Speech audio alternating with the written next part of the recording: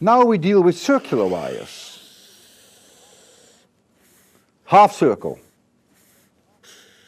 And another half circle. And here is a point, let's call it point P, exactly at the center of these circles. And there is a current flowing in this direction, I.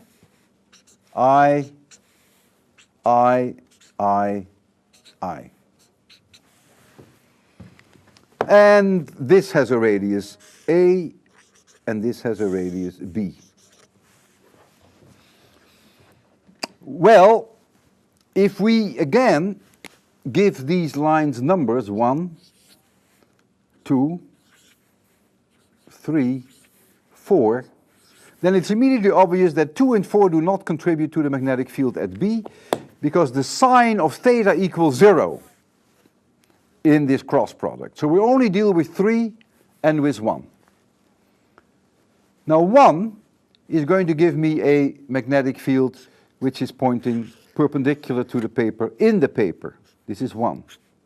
But 3 will give me one that is in the opposite direction, coming out of the paper.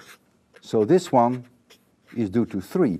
And this one will be stronger than this one because the radius is smaller. The current is the same, the radius is smaller, it is therefore closer to the wire, so the magnetic field will be stronger. So this will be the winner, so finally the magnetic field will be pointing upwards. Well, what I propose to do is to simply calculate for you the magnetic field of one arc, and then I'm sure that you can do the superposition of both arcs. So here's one arc. I call this point A, and I call this D, and this is the center, this is P. I have a current I in this direction, and I have here a little element dl. I have here this vector r, and the unit vector r is in this direction. And let the radius of this circle be capital R. Well,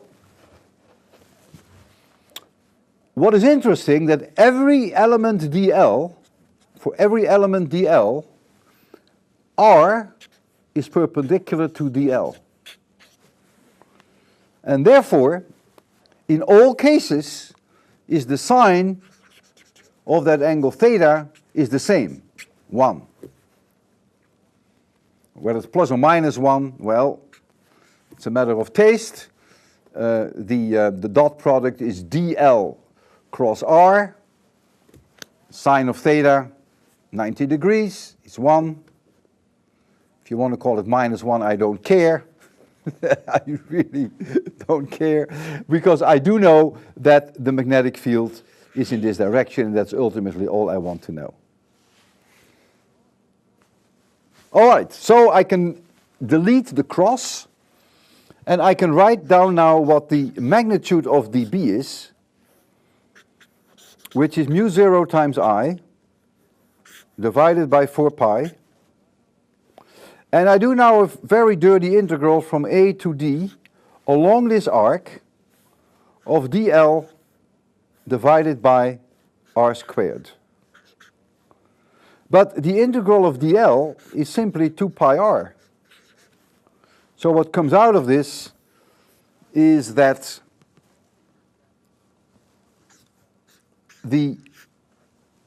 this should be the integral of dB. So this is really B.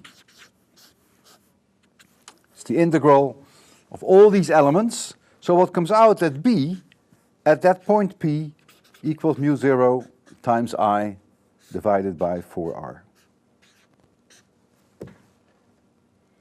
And notice that it's inversely proportional to 1 over r. And that is very characteristic. You will never find an inverse r squared. Now, you have to do another current which goes in the opposite direction, and so you have to add the 2 factorially, and I will leave you with that. I don't think that that's going to be a problem at all.